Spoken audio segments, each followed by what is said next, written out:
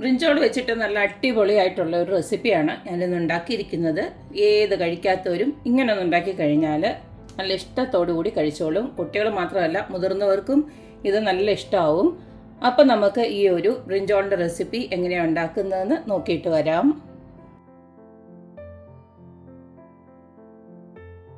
ബ്രിഞ്ചോൾ വെച്ചിട്ടുള്ള variety recipe ഉണ്ടാക്കാനായിട്ട് അതുപോൽക്ക് വലിയൊരു ബ്രിഞ്ചോളും അതുപോലെ തന്നെ ഇത്രയുള്ള ഒരു ബ്രിഞ്ചോളുമാണ് ഞാൻ എടുത്ത് വെച്ചിരിക്കുന്നത്.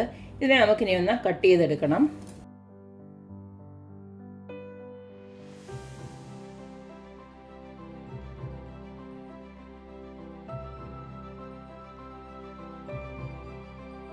ഇതെല്ലാം ഞാനിപ്പം കഷ്ണങ്ങളാക്കി നന്നായിട്ട് ഒരു 3-4 വെള്ളത്തിലൂടെ കഴുകിയെടുത്തു. അതിനൊരു കറയുണ്ടല്ലോ, അത് പോകുന്നിടം വരെയും നന്നായിട്ട് കഴുകിയെടുക്കണം. ഇതിലേക്ക് നമുക്ക് കുറച്ചൊന്ന് ഉപ്പിട്ട് കൊടുക്കാം. ഒരു 1/2 ടീസ്പൂണോളം ഉപ്പിട്ട് കൊടുക്കുകയാണ്. ഞാൻ കുറച്ച് കുരുമുളക് പൊടി ഇട്ട് കൊടുക്കുകയാണ്. 1 സ്പൂൺ ഇട്ട് കൊടുക്കുന്നുണ്ട്. ഇനി ഇതിലേക്ക് കുറച്ച് മഞ്ഞൾപ്പൊടി ഇട്ട് കൊടുത്ത് നമുക്കൊന്ന് നന്നായിട്ട് ഇളക്കി വെക്കണം. ഇതുപോൽക്കൊന്ന് ഇളക്കി വെക്കുക. എന്നിട്ടൊരു 5-10 മിനിറ്റ് ഇതൊന്ന് റെസ്റ്റ് ചെയ്യാനായിട്ട് വെക്കുക. കാരണം ഉപ്പും എരിവും ഒക്കെ അതിലൊന്ന് പിടിക്കാനായിട്ടാണ്. ഈ സമയം കൊണ്ട് നമുക്ക് കുറച്ച് പരിപാടിയുണ്ട്. അടുത്ത നമുക്ക് ഇതിലേക്ക് വേണ്ടത് ഒരു 3 മീഡിയം സൈസ് സവാള ഇതുപോൽക്ക് ഞാൻ ചോപ്പറിനകത്ത് നല്ല ഫൈനായിട്ട് അങ്ങ് അരിഞ്ഞെടുത്തിട്ടുണ്ട്. പിന്നെ ഒരു 5-8 അല്ലി വെളുത്തുള്ളി വേണം. ഒരു 3-4 പച്ചമുളക് അരിഞ്ഞ് വെച്ചിട്ടുണ്ട്. ഒരു ചെറിയ കഷ്ണം ഇഞ്ചി അരിഞ്ഞ് വെച്ചിട്ടുണ്ട്. പിന്നെ ഇത് മല്ലിയിലയാണ്. മല്ലിയിലയുടെ മണം ഇഷ്ടമല്ലാത്തവർക്ക് വേണമെങ്കിൽ ഇതങ്ങ് ഒഴിവാക്കാം. ഇനി നമുക്കിത് എങ്ങനെയാണ് ഉണ്ടാക്കുന്നത് നോക്കാം. നമ്മുടെ ബ്രിഞ്ചോൾ റെസിപ്പി ഉണ്ടാക്കാനായിട്ട് ഇതുപോൽക്ക് ഒരു പാൻ അടുപ്പിലോട്ട് വെച്ച് ഇതിലേക്ക് ഞാൻ എണ്ണ ഒഴിച്ച് കൊടുക്കുകയാണ്. ഞാനിപ്പം സൺഫ്ലവർ ഓയിലാണ് ഒഴിച്ച് കൊടുക്കുന്നത്. എണ്ണ ഒന്ന് ചൂടായി കഴിയുന്നുണ്ടേ നമുക്ക് നേരത്തെ ആ ഒരു ഉപ്പും മഞ്ഞൾപ്പൊടിയൊക്കെ പരട്ടി വെച്ചിരുന്ന ബ്രിഞ്ചോൾ ഉണ്ടല്ലോ, അത് നമുക്കൊന്ന് വറുത്തെടുക്കാം.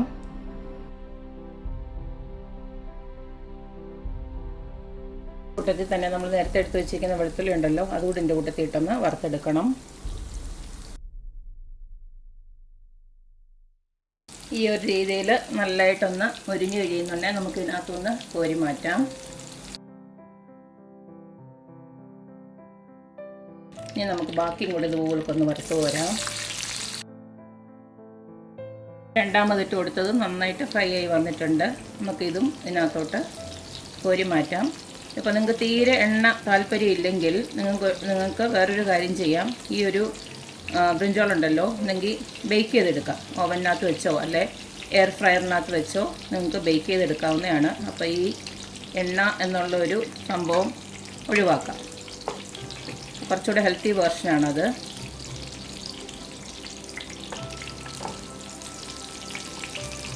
എന്തായാലും നമുക്ക് ഈ ഒരു ബ്രിഞ്ചോളൊന്ന് വെന്ത് കിട്ടണം, അത്രയേ ഉള്ളൂ. ഇനി ഇതൊന്നുമല്ല, ഓവനും ഇതും പിന്നെ എയർ ഫ്രയർ ഒന്നും ഇല്ലെങ്കിൽ നിങ്ങൾക്ക് അടപ്പയിൽ ഇങ്ങനെ നമ്മുടെ തീക്കകത്തിട്ടൊന്ന് ചുട്ടെടുത്താലും ഓക്കെയാണ്. ഇതെല്ലാം ഞാൻ ഫ്രൈ ചെയ്തെടുത്തിട്ടുണ്ട്. ഇനി ബാക്കി നമുക്ക് എങ്ങനെയാണെന്ന് നോക്കാം. ഇനി ആദ്യം തന്നെ നമ്മൾ ഈ ഒരു ബ്രിഞ്ചോൾ ഉണ്ടല്ലോ വറുത്ത് വെച്ചിരിക്കുന്നത് അതുപോൽക്കൊന്ന് മാഷ് ചെയ്തിങ്ങെടുക്കുക. ബ്രിഞ്ചോളും ഉണ്ട്, നമ്മുടെ ഗാർലിക്കും ഉണ്ട്.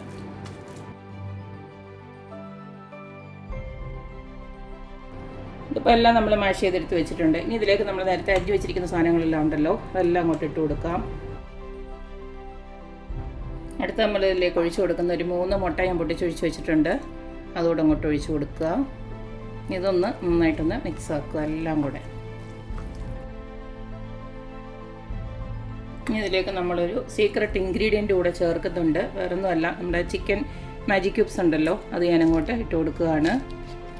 ഒന്ന് ചെറുതായിട്ട് ഇതിപ്പോൾ ഫ്രിഡ്ജിനകത്ത് ഞാൻ വെച്ചിരിക്കുമായിരുന്നു, അതുകൊണ്ട് കുഴപ്പമില്ല. ഇതുപോൽക്കൊന്ന് നന്നായിട്ട് ഇളക്കിയെടുക്കണം. ഇതുകൂടെ ഇട്ടതിന് ശേഷം നമുക്ക് ഉപ്പൊന്ന് നോക്കണം.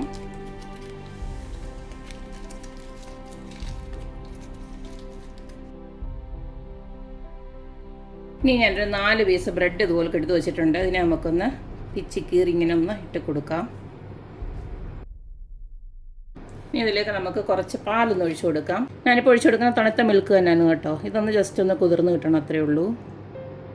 ഇതിപ്പോൾ ഞാൻ പാലിനകത്തോട്ട് ആ ബ്രെഡ് നന്നായിട്ടൊന്ന് കുതിർത്ത് ഇതുപോലൊക്കൊന്ന് ഇളക്കി വെച്ചിട്ടുണ്ട്. ഇനി ഇത് നമുക്ക് ഇതിനകത്തോട്ടൊന്ന് ഇട്ട് കൊടുക്കാം. ഇതെല്ലാം കൂടെ നല്ലതായിട്ട് നമുക്കൊന്ന് മിക്സ് ചെയ്തെടുക്കണം. ഇനി നമുക്കിതിലേക്ക് ഇട്ട് കൊടുക്കാനുള്ളത് കുറച്ച് വെളുത്ത എള്ളാണ്. കഴുകി ഉണക്കി വെച്ചിരിക്കുന്ന എള്ള് തന്നെ ഇട്ട് കൊടുക്കണം, അല്ലേ നമുക്ക് കല്ല് വല്ലതും ഉണ്ടെങ്കിൽ ഇതിനകത്ത് കടിക്കും. ഇതെല്ലാം കൂടെ ഒന്ന് മിക്സ് ചെയ്തതിന് ശേഷം ഉപ്പ് വേണോ വേണ്ടായോ എന്നുള്ളത് നമുക്കൊന്ന് നോക്കാം. അതുപോലെ തന്നെ എരിവ്, നിങ്ങൾക്ക് എരിവിന് വേണമെങ്കിൽ കുറച്ച് കുരുമുളക് പൊടിയോ അല്ലെങ്കിൽ ചില്ലി ഫ്ലേക്സ് കൂടെ ആഡ് ചെയ്യാം. ഞാനിപ്പോൾ ഒന്ന് ജസ്റ്റ് ഒന്ന് നോക്കിയിട്ട് എന്താണെന്ന് വെച്ചാൽ ആഡ് ചെയ്ത് കൊടുക്കും. ഇത്തിരി ഉപ്പിൻ്റെ കുറവുണ്ട്, ഞാനൊരു 1/2 ടീസ്പൂൺ കൂടെ ഇട്ട് കൊടുക്കുകയാണ്. എരിവും കുറവാണ്, അപ്പോൾ കുറച്ച് കുരുമുളക് പൊടി ഇട്ട് കൊടുക്കാം. ഇനി നമുക്കിത് ഉണ്ടാക്കിയെടുക്കാം.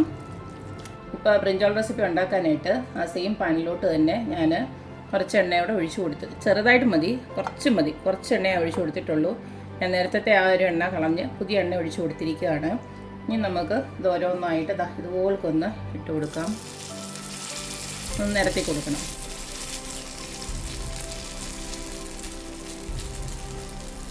ഒത്തിരി തീ കൂട്ടി വെക്കരുത്, മീഡിയം ഫ്ലെയിമിലിട്ടിട്ട് ഇതുപോലെ ആക്കി എടുത്ത് വെച്ചാൽ മതി.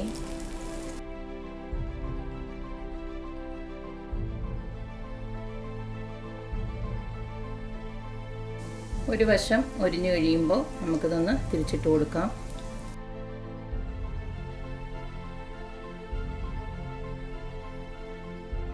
തിരിച്ചും മറിച്ചും ഇട്ട് നന്നായിട്ടൊന്ന് മൊരിയിച്ചതിന് ശേഷം നമുക്കിതിനെ ഇതുപോലൊന്ന് കോരി മാറ്റാം.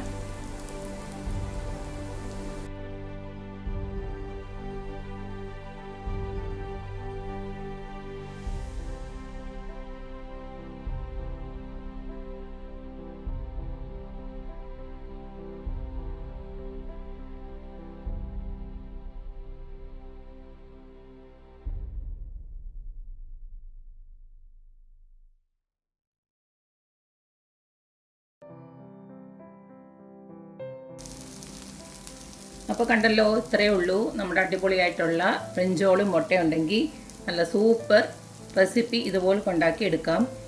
ഞാനിത് ചുമ്മാത് ഒന്ന് ഉണ്ടാക്കി നോക്കിയതാണ്. നല്ല ടേസ്റ്റ് ഉണ്ട് കേട്ടോ. ഇടയ്ക്ക് ഒന്ന് രണ്ടെണ്ണമൊക്കെ ഒന്ന് മുറിഞ്ഞു പോയതൊക്കെ ഞാനൊന്നെടുത്ത് കഴിച്ച് നോക്കി. അപാര ടേസ്റ്റാണ്. പ്രത്യേകിച്ച് നമ്മൾ ആ ചിക്കൻ ക്യൂബ്സൊക്കെ ഇട്ട് കൊടുത്തിട്ടുണ്ടല്ലോ, അതിൻ്റെ ഒരു രുചിയും മുട്ടയുടെ രുചിയും ബ്രിഞ്ചോളിൻ്റെ ഒക്കെ ആകുമ്പോൾ നല്ല സൂപ്പറാണ്. ഇത് ബ്രിഞ്ചോൾ വെച്ചിട്ടാണ് ഉണ്ടാക്കിയെന്ന് ആരും പറയത്തില്ല. ഏത് ബ്രിഞ്ചാൾ കഴിക്കാത്തവർക്കും ഇതുപോലെ ഒന്ന് ഉണ്ടാക്കി കൊടുത്തു കഴിഞ്ഞാൽ ഇഷ്ടത്തോടെ കഴിച്ചോളും, പ്രത്യേകിച്ച് കുട്ടികൾക്ക്. അപ്പോൾ എല്ലാവരും ഇതുപോലൊക്കെ ഒന്ന് ഉണ്ടാക്കി നോക്കുക. മാത്രമല്ല ഈ ഒരു ബ്രിഞ്ചോൾ ഉണ്ടല്ലോ, നമുക്ക് സ്റ്റാർട്ടേഴ്സായിട്ടോ അല്ലെങ്കിൽ ചോറിൻ്റെ കൂടോ അല്ലെങ്കിൽ ചപ്പാത്തിയുടെ കൂടോ എന്തിൻ്റെയും കൂടെ കഴിക്കാൻ നല്ല അടിപൊളിയാണ്. അപ്പോൾ എല്ലാവരും ഇതുപോലൊക്കെ ഒന്ന് ട്രൈ ചെയ്ത് നോക്കുക, അഭിപ്രായങ്ങൾ അറിയിക്കുക.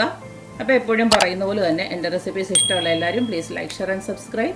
അപ്പോൾ ഇനി ഒരു അടിപൊളി വീഡിയോ ആയിട്ട് വരുന്നവരേക്കും ബൈ.